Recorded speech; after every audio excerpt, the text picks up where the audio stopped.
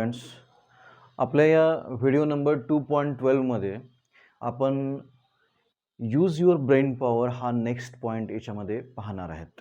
आता यामधला जो तुम्हाला फर्स्ट क्वेश्चन जो विचारलेला आहे, by referring to the modern periodic table find out the groups to which following the elements belong. आता तुम्हाला इकडे हे एलिमेंट्स दिलेले आहेत. हा पोटॅशियम आहे, हा सोडियम आहे, हा रुबिडियम आहे, सिझियम आहे, लिथियम आहे आणि त्याच्या ॲटॉमिक रेडियस किंवा ॲटॉमिक सायझेस दिलेले आहेत. आता पोटॅशियमची जी ॲटॉमिक साईज किंवा ॲटॉमिक रेडियस आहे ती 231 आहे, 231 आहे.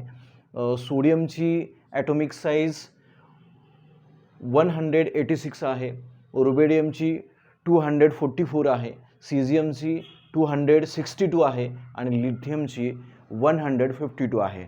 आता यामध्ये तुम्हाला विचारलेलं आहे की by referring to the modern periodic table find out the groups to which following the elements belong.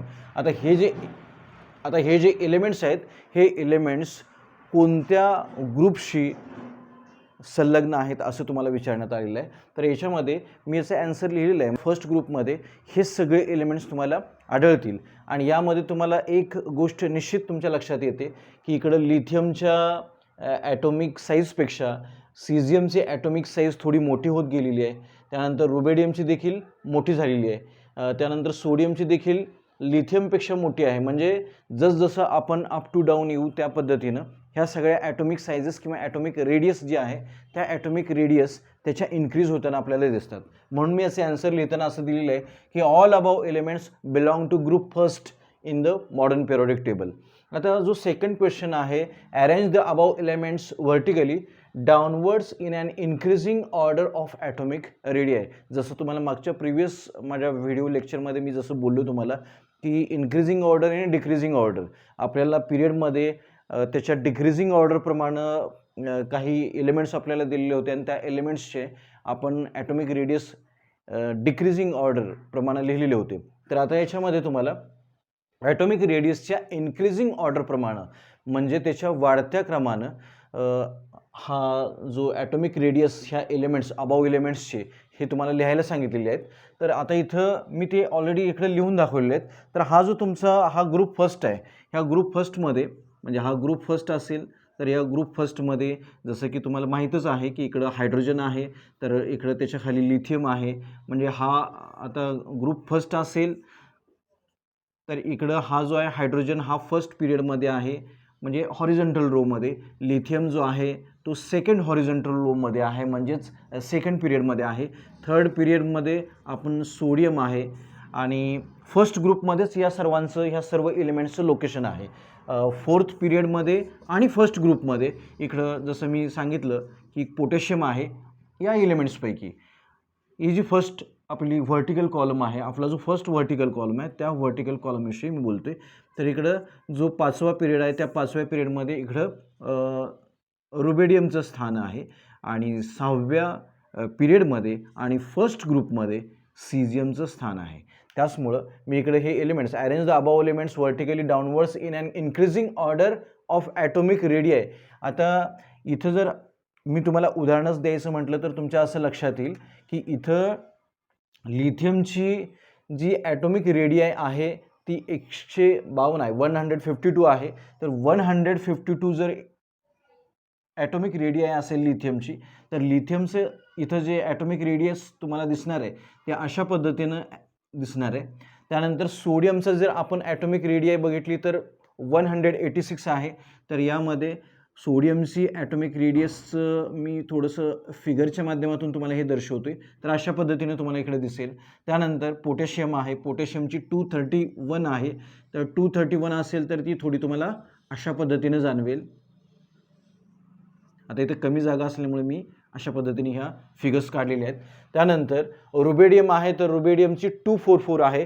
तर 244 असेल तर ही अजून थोडी तुम्हाला याच्यापेक्षा वाढलेली असं तुमच्या लक्षात येईल. ही थोडीशी वाढलेली आहे असं तुमच्या लक्षात येईल. आणि इकडं सीझियमची जी आहे ती सीझियमची ॲटॉमिक रेडियाय आहे 262. तर यामध्ये इथे ही ॲटॉमिक रेडियस काय होईल, इकडं मोठी झालेली असेल.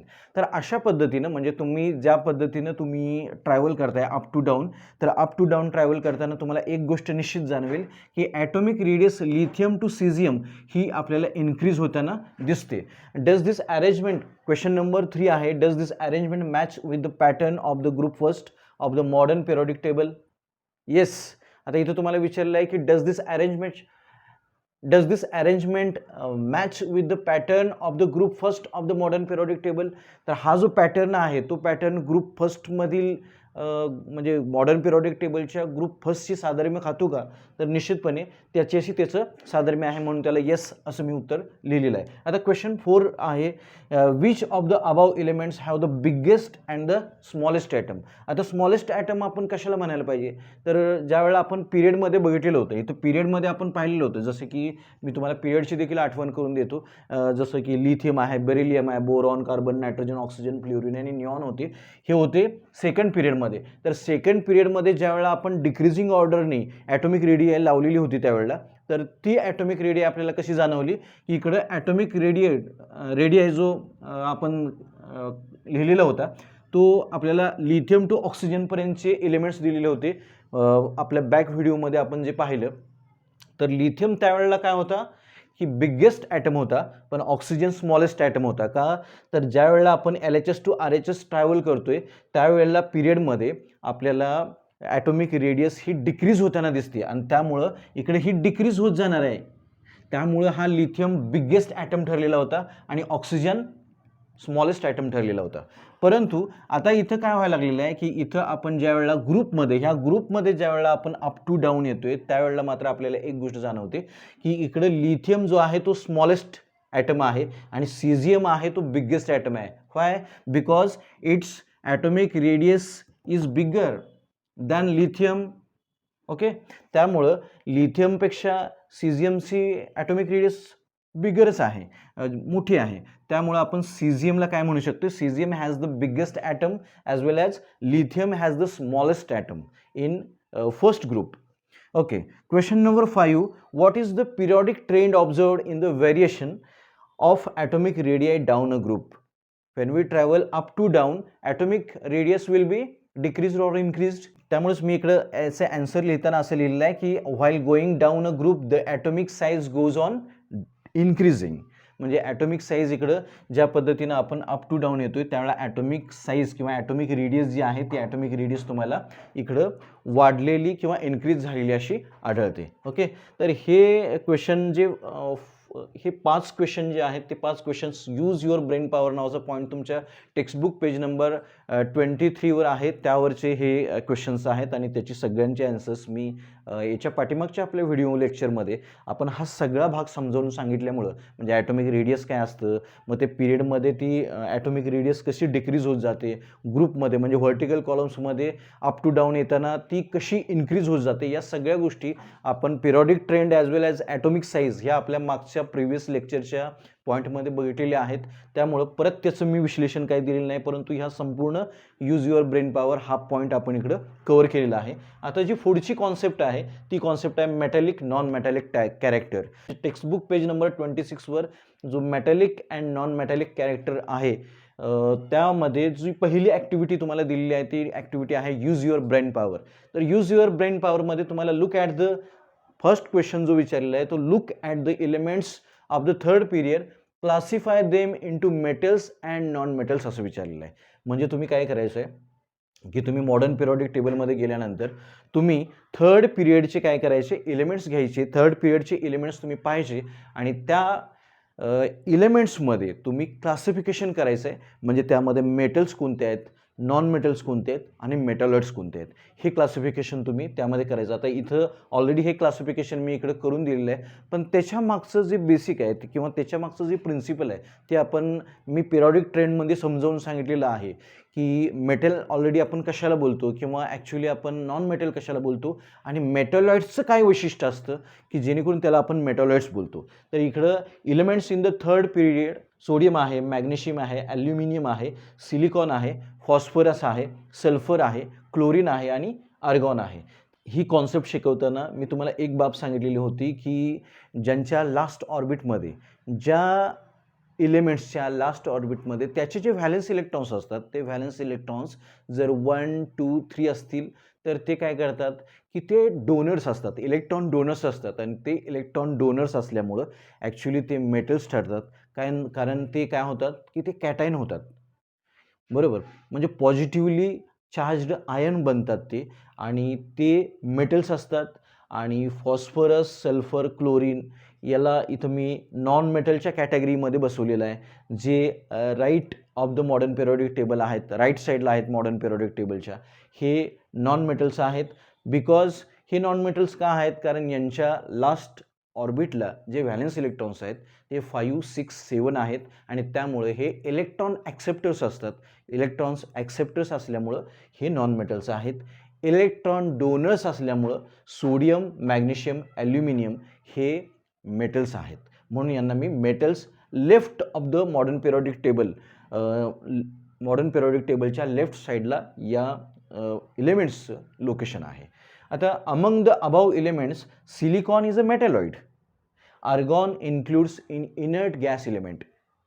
आता इथं आपण आर्गॉनला इनर्ट गॅस एलिमेंट बोलतो, कारण त्याची जी लास्ट ऑर्बिट आहे, ज्याचं अष्टक कंप्लीट झालेलं असेल किंवा ज्याचं ऑक्टेट कंप्लीट झालेलं असेल, त्या एलिमेंटना आपण काय बोलतो, जे की केमिकल रिॲक्शनमध्ये काय करणार नाहीत, आपला सहभाग घेणार नाहीत, असे जे एलिमेंट्स आहेत, अशा एलिमेंट्सना आपण इनर्ट गॅसेस बोलतो. या एलिमेंट्सचं ऑक्टेट किंवा ड्युप्लेट हे फुलफिल असेल, हे एलिमेंट सॅटिस्फाईड असतात.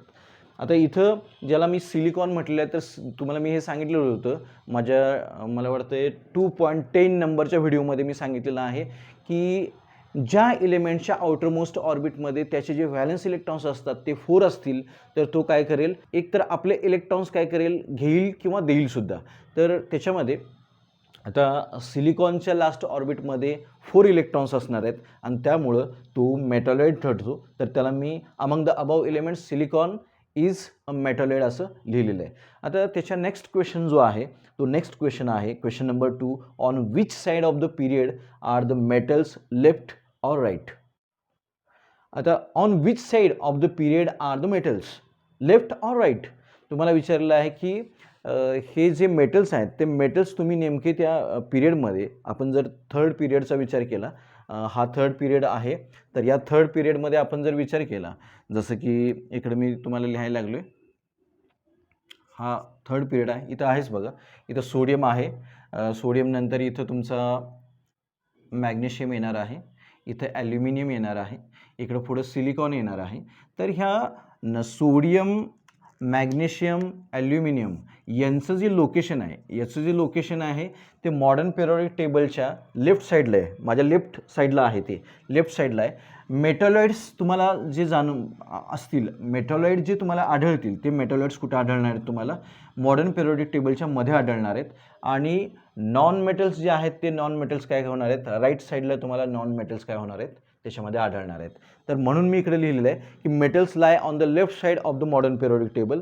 अँड मॉडर्न पिरियोडिक टेबल असंही म्हणू शकता, किंवा पिरियडच्या लेफ्ट साईडला असं देखील तुम्ही म्हणू शकता. On which side of the period do you find non metals? Non metals lie on the right side of the period. पिरियडच्या राईट साईडला जे आहेत ते नॉन मेटल्स आहेत ऑलरेडी. ओके. आता यानंतरचा जो नेक्स्ट पॉईंट आहे, तो नेक्स्ट पॉईंट आहे, आणि त्या नेक्स्ट पॉईंटवर तुम्हाला एक क्वेश्चन मी बनवलेला आहे. तो क्वेश्चन आहे, define the terms electropositivity of an element and electronegativity of an element. तर इलेक्ट्रोपॉझिटिव्ह, आता मूलद्रव्याची जी इलेक्ट्रोपॉझिटिव्हिटी किंवा विद्युत धनता शिकत असताना, किंवा एलिमेंट्सची विद्युत ऋणता, ह्या कॉन्सेप्ट आपण या माध्यमातून शिकणार आहेत. आता यामध्ये मी इकडे म्हटलेलं आहे की इलेक्ट्रोपॉझिटिव्हिटी ऑफ ॲन एलिमेंट म्हणजे काय आहे, की मूलद्रव्यामध्ये अशी एक टेंडन्सी असते की ते आपल्याकडले जे इलेक्ट्रॉन्स आहेत आपल्या आउटरमोस्ट ऑर्बिटमधले, ते काय करतात, ते ज्या वेळेला काय करतील, डोनेट करतील. डोनेट केल्यानंतर ते काय बनतात की पॉझिटिव्ह आयन्स बनतात. ही एक टेंडन्सी आहे एलिमेंट्समध्ये, आणि ह्या टेंडन्सीलाच आपण काय बोलतो की इलेक्ट्रोपॉझिटिव्हिटी ऑफ ॲन एलिमेंट असं बोलतो. त्यानंतर इलेक्ट्रोनिगेटिव्हिटी म्हणजे काय, आता काही एलिमेंट्स यामध्ये असे पण आहेत की यांची जी टेंडन्सी असते ही टेंडन्सी असते त्या इलेक्ट्रॉन्सना म्हणजे यांनी दिलेल्या इलेक्ट्रॉन्सना आपल्याकडे ॲक्सेप्ट करायचं आणि आपल्या लास्ट ऑर्बिटमध्ये त्यांना सामावून घ्यायचं.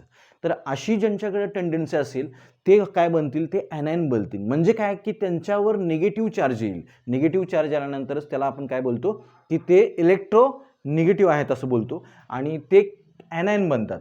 ॲनायन म्हणजेच negative charged atoms or negative charged ions. मी तुम्हाला काही उदाहरणांच्या माध्यमातून एका उदाहरणाच्या माध्यमातून मी तुम्हाला दाखवणार आहे इकडं की ॲक्च्युली इलेक्ट्रोपॉझिटिव्ह ज्या वेळेला एखादा एलिमेंट इलेक्ट्रोपॉझिटिव्ह होतो म्हणजे ॲक्च्युली रिॲक्शनमध्ये काय होतं. म्हणजे तुम्हाला मी उदाहरणांच्या सहाय्याने एका एक्झाम्पलच्या सहाय्याने हे दाखवून देणार आहे की याच्यामध्ये ज्या वेळेला म्हणजे मी तुम्हाला बिफोर रिॲक्शन आणि आफ्टर रिॲक्शन दाखवेल इकडं, तर त्यावेळेला तुम्हाला ती कॉन्सेप्ट निश्चित समजेल की ॲक्च्युली जो प्लस चार्ज आहे तो प्लस चार्ज म्हणजे कॅटाईन कसा क्रिएट होतो आणि जी निर्मिती आहे ॲनायनची ती ॲनायनची निर्मिती कशी होते. तर यामध्ये आता तुम्हाला मी एक उदाहरण देईल की जर तुम्ही बऱ्याच वेळा सोडियम आणि क्लोरीनच्या रिॲक्शनमध्ये ती रिॲक्शन बऱ्याच वेळा तुम्ही अभ्यासलेली आहे. तर आपण पहिल्यांदा सोडियम किंवा क्लोरीनमध्ये how many number of protons आणि how many number of electrons असतात किंवा how many number of neutrons असणार आहेत त्याच्यामध्ये, हे आपण बघूया.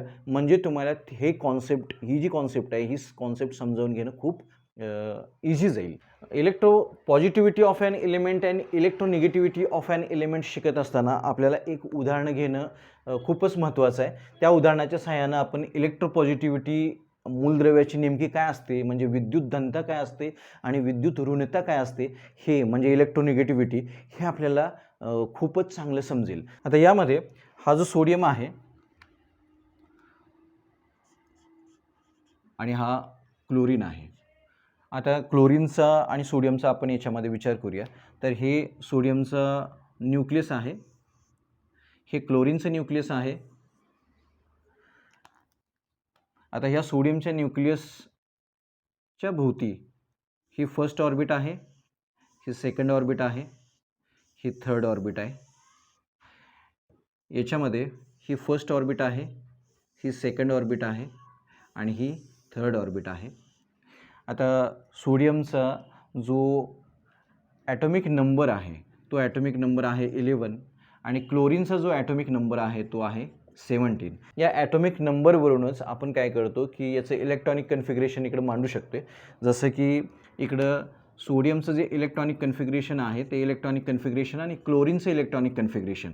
तर सोडियमचं जे इलेक्ट्रॉनिक कन्फिगरेशन आहे ते 281 असं आहे आणि क्लोरीनचं जे इलेक्ट्रॉनिक कन्फिगरेशन आहे ते 287 आहे.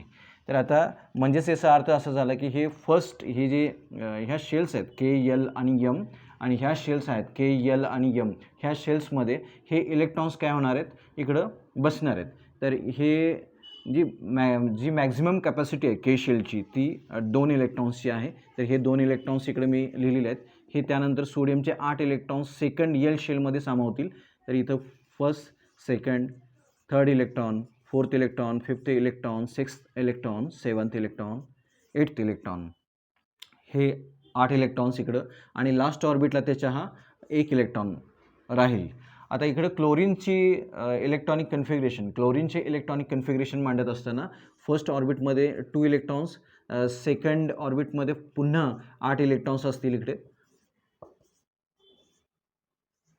हे 8 इलेक्ट्रॉन्स आणि लास्ट ऑर्बिटमध्ये त्याच्या 7 इलेक्ट्रॉन्स असणार आहेत. म्हणजे इकडे 1 2 3 4 5 6 अँड 7. आता ह्या दोघांमध्ये मी माझ्या प्रिव्हियस व्हिडिओ लेक्चरमध्ये देखील ही रिॲक्शन तुम्हाला करून दाखवलेली होती की आता या दोघांमध्ये ज्या वेळेला रिॲक्शन होणार आहे त्यावेळेला मी तुम्हाला सांगितलेलं होतं की याच्यामध्ये जे नंबर ऑफ प्रोटॉन्स असतात. आता याचा आपण विचार करूया की इथं जे नंबर ऑफ प्रोटॉन्स असणार आहेत सोडियममध्ये, आता हे नंबर ऑफ प्रोटॉन्स मी इकडे लिहितो तर हे नंबर ऑफ प्रोटॉन्स आहेत 11. आता यामध्ये न्यूट्रॉन्स किती असतात, तर न्यूट्रॉन्स याच्यामध्ये आहेत 12. आता इथं मी क्लोरीनचा विचार करेल तर क्लोरीनमध्ये नंबर ऑफ प्रोटॉन्स जे आहेत ते नंबर ऑफ प्रोटॉन्स आहेत 17 अँड नंबर ऑफ न्यूट्रॉन्स जे आहेत ते 18 आहेत. आता हे मी तुम्हाला बऱ्याच वेळा सांगितलं की हे प्रोटॉन्स म्हणजे याच्यावर पॉझिटिव्ह चार्ज असतो, हे पॉझिटिव्हली चार्ज पार्टिकल असतात आणि म्हणजे हे सब ॲटॉमिक पार्टिकल्स आहेत पण या प्रोटॉनवर पॉझिटिव्ह चार्ज असतो. म्हणजे हे केंद्रक जे आहे किंवा हे जे न्यूक्लियस आहे हे न्यूक्लियस धनप्रभारित आहे किंवा न्यूक्लियस जे आहे ते किंवा न्यूक्लिअर चार्ज ज्याला बोलतो ते न्यूक्लिअर चार्ज म्हणजे काय तर इकडं न्यूट्रॉनवर कोणताच चार्ज नाही आहे, परंतु ह्या न्यूक्लियसमध्ये अवेलेबल असणारे हे जे काही 2 पार्टिकल्स आहेत या 2 पार्टिकल्सपैकी फक्त प्रोटॉन्सवर पॉझिटिव्ह चार्ज असतो. त्यामुळं तोच ॲक्च्युली म्हणजे न्यूक्लियस आपल्याला पॉझिटिव्हली चार्ज असतं असं म्हणायला हरकत नाही. म्हणजे हे न्यूक्लियस पॉझिटिव्हली चार्जड आहे आणि त्यामुळं आता हे प्रोटॉन्स जे आहेत ते प्रोटॉन्स मी तुम्हाला मागं देखील सांगितलं, व्हिडिओ नंबर 2.11 मध्ये देखील मी सांगितलं की हे प्रोटॉन्स जे असतात हे प्रोटॉन्स काय करतात की ह्या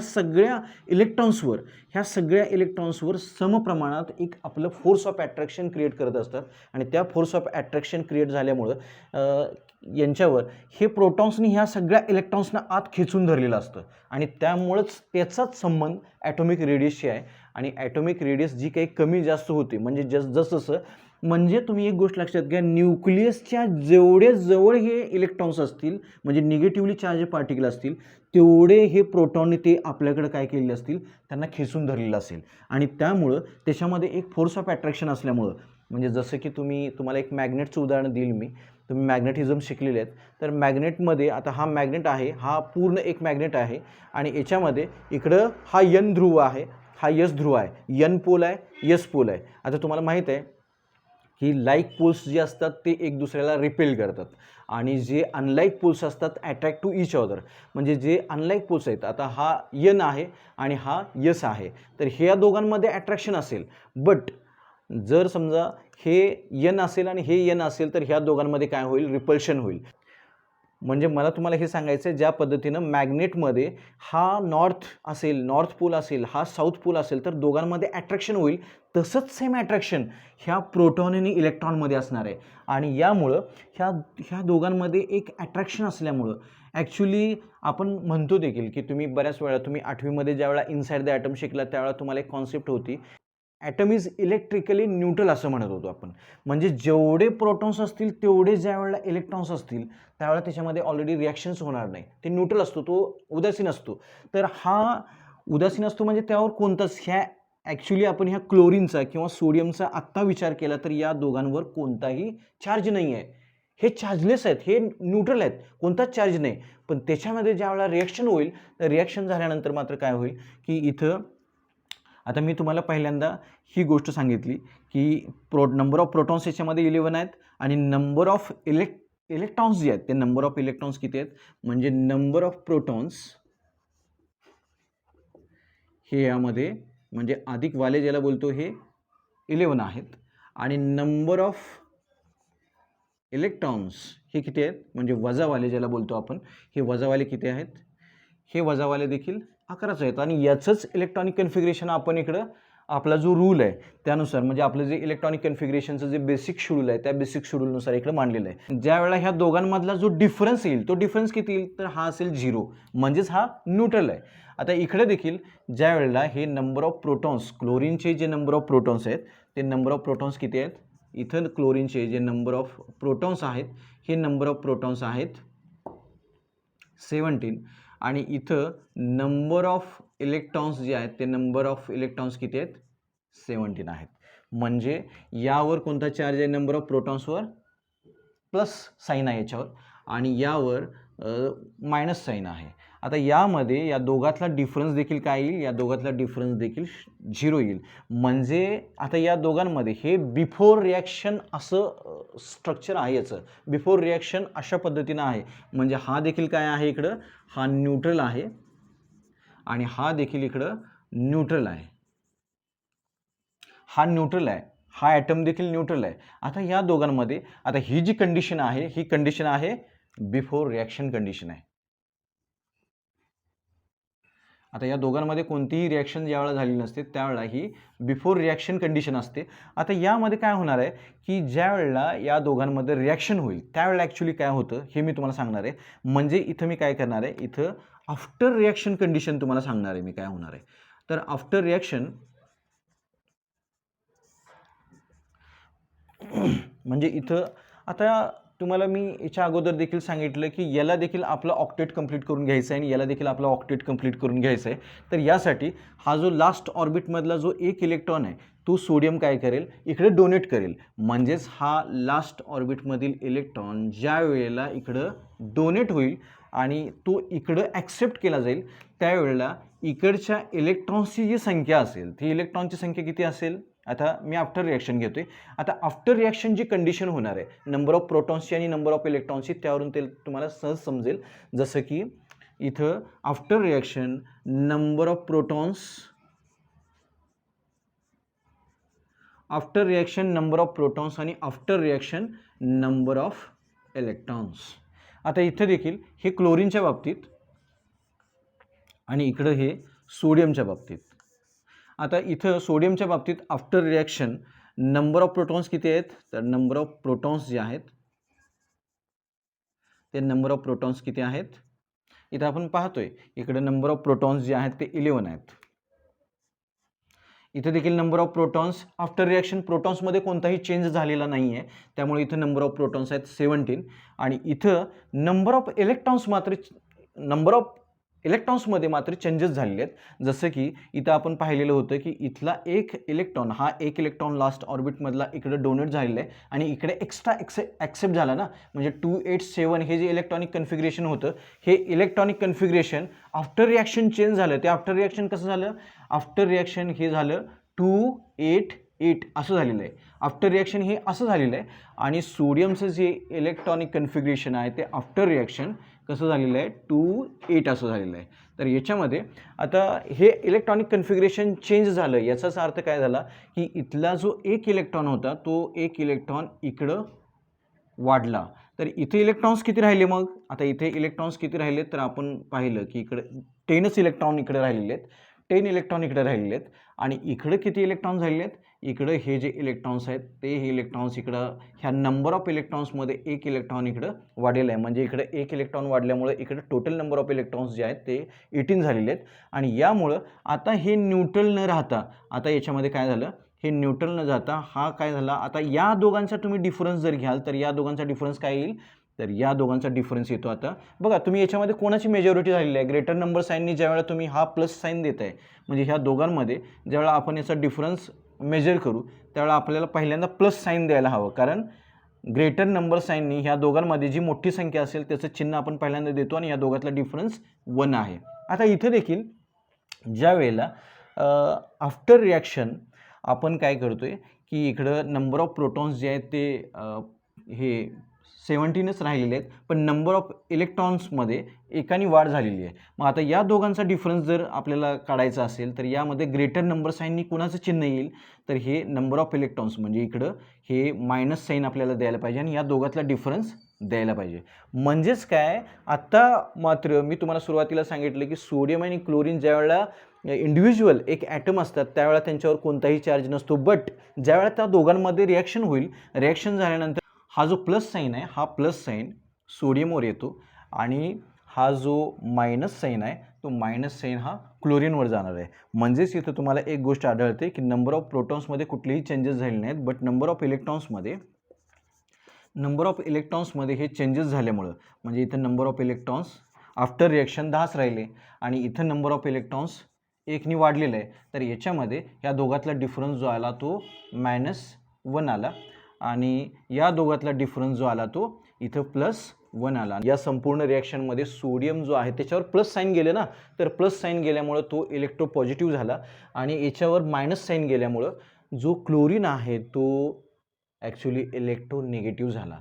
आता तुम्हाला मला हेच सांगायचं होतं की जे असे इलेक्ट्रोनिगेटिव्हज असतात, जे इलेक्ट्रोनिगेटिव्ह म्हणजे हा काय बनला की हा याच्यामध्ये निगेटिव्हली चार्ज्ड ॲटम बनला किंवा निगेटिव्हली चार्ज्ड आयन बनला, ज्याला आपण काय बोलतो, ॲनायन बोलतो. तर ज्या इलिमेंट्सच्या ॲटममध्ये अशी प्रवृत्ती अशी टेंडन्सी असते की ते इलिमेंट्स काय करतात, त्यांचे ॲटम काय करतात, त्यांच्या लास्ट ऑर्बिटमधल्या असलेल्या इलेक्ट्रॉनमध्ये टोटल जे इलेक्ट्रॉन्स असतात त्या इलेक्ट्रॉन्समध्ये बाहेरचे पुढच्या इलिमेंट्सच्या लास्ट ऑर्बिटच्या इलेक्ट्रॉन्समधून काही इलेक्ट्रॉन्स ज्यावेळेला ॲक्सेप्ट करतात त्यावेळेला त्यांना आपण काय बोलतो, ॲनायन बोलतो. आणि ज्या वेळेला हे जे एलिमेंट्स आहेत, हे एलिमेंट्स काय करतात, त्यांच्या लास्ट ऑर्बिटमध्ये असणारे जे इलेक्ट्रॉन्स आहेत, ते इलेक्ट्रॉन्स ज्यावेळेला डोनेट करतात त्यावेळेला ते कॅटायन बनतात. म्हणजेच काय की कॅटायन हा जो आहे तो पॉझिटिव्हली चार्ज्ड आयन आहे. म्हणजे हा पॉझिटिव्हली चार्ज्ड आयन बनला ना, हा निगेटिव्हली चार्ज्ड आयन बनलेला आहे आणि त्याचमुळं ह्या दोघांमध्ये रिॲक्शन होऊन आता ह्या दोघांमध्ये रिॲक्शन झाल्यानंतर हा Na आणि Cl म्हणजे याच्यावर मायनस साईन याच्यावर प्लस साईन असा एक कंपाऊंड फॉर्म होतो. म्हणूनच मी इकडं इलेक्ट्रोपॉझिटिव्हिटी ऑफ ॲन एलिमेंट लिहित असताना म्हटलेलं आहे, metal atoms have a tendency to lose their valence electrons and to form cation. This property is called as electropositivity of an element. आणि इलेक्ट्रोनिगेटिव्हिटी ऑफ ॲन एलिमेंट म्हणजे काय, म्हणजे काही मूलद्रव्यांचे जे ॲटम्स असतात, an atom of an element has a tendency to accept some electrons in its outermost orbit to form anions.